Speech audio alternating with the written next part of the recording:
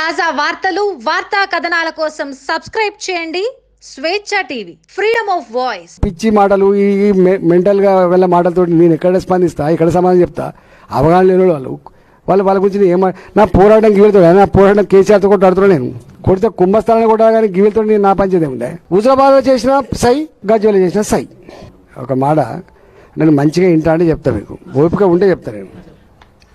నేను ఇప్పుడు అడుగుతున్నా, 9 నెలలు నేను గెలిచి 9 నెలలు అవుతుంది కదా, ఒక్క జీవో ఈ 9 నెలల కాలంలో ప్రభుత్వ పరంగా ఇచ్చిన జీవో చూపించిన ఒక్క జీవో.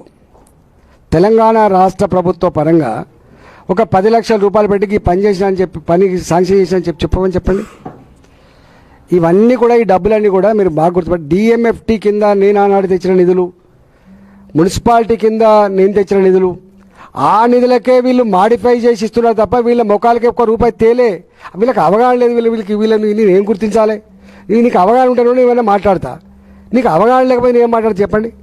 రెండవది, నేను ఇప్పుడు కూడా మళ్ళీ చెప్తున్నా, నేను ఈ ముఖ్యమంత్రి దగ్గర పోయి దరఖాస్తు పట్టుకొని పోయి నాకు గిరి అని అడుగుతాను. ఇప్పుడు నా మిషన్ ఇవ్వాలా? నాకు కేసీఆర్ ఒడగొట్టే మిషన్, నీ దుర్మార్గ పని అంతమందించే మిషన్ తప్ప ఇంకో మిషన్ మా దగ్గర డెవలప్మెంట్ తప్ప వచ్చిన డెవలప్ అయింది ఏమన్నా?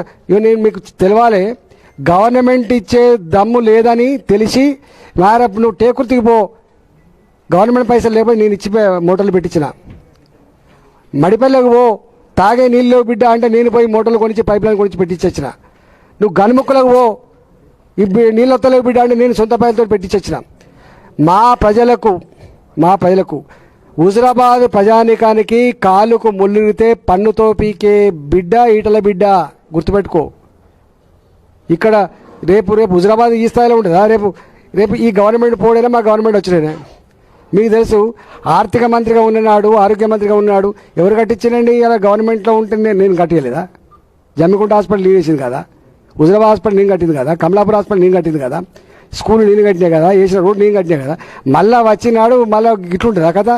నీరడి కానీ మళ్ళీ ఎండ పెట్టుకుంటారా?